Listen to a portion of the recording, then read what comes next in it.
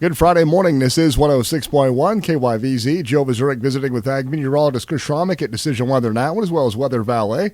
Chris, some areas of fog out there this morning. Yeah, Joe, we got fog being reported on pretty much all of our weather monitors from the Kansas-Colorado line eastward, and that ranges anywhere from a couple mile visibility up in McCook and Oberlin. You get down there to Oakley, it's a little bit heavier, 1 mile visibility, and then all the other monitors are reporting anywhere from 3 to 4. So it's some patchy fog. We do have the stratus clouds. Those will burn off by mid to late morning. We'll have full sunshine this afternoon with south winds at 10 to 20 miles per hour. That's going to reverse the temperatures we saw from yesterday in the 70s all the way into the low to mid 90s today. And then that hot weather is going to be with us through the weekend and probably pretty much till the end of the month. Out there this afternoon, we can expect those highs, like we said, up there in those low to mid 90s. Tomorrow, we're probably looking at mid 90s. Sunday, maybe dipping down back into low 90s, then back into the mid to upper 90s for Monday, Tuesday.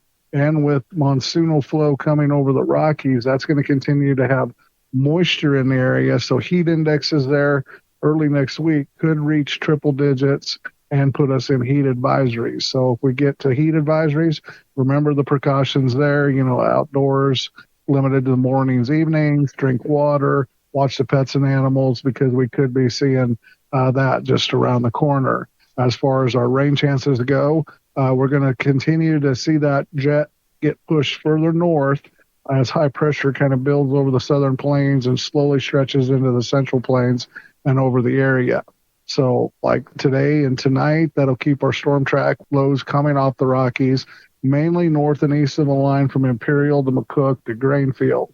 So when that low kicks out, we could see the storms out in northeast Colorado in the afternoon, evening, overnight, or into the early morning hours. They're going to be mostly along and north and east of that line. So northeastern parts of our area could pick up a storm or two during the overnight hours, but for the most part, northwest Kansas will be in the dry slot.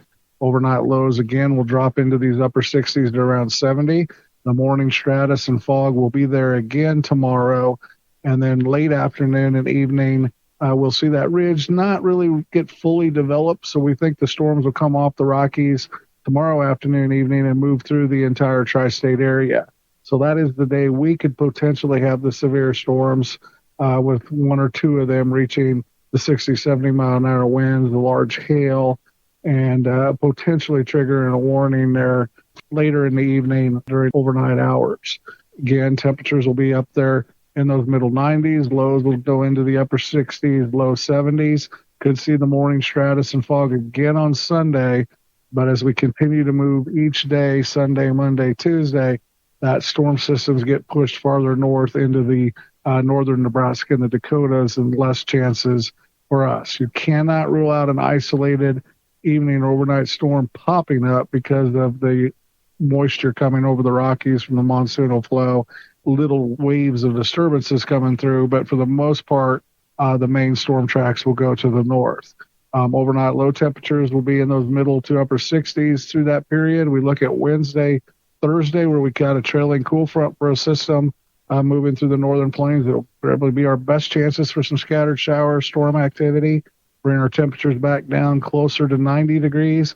But by we get to Friday and the next weekend, we're going to be right back up there into the upper 90s, low 100s, and could be talking about heat indexes once again. So as we go into fair season, end of the month, typically when we get hot, typically when we get dry, it'll be right there here to end the month.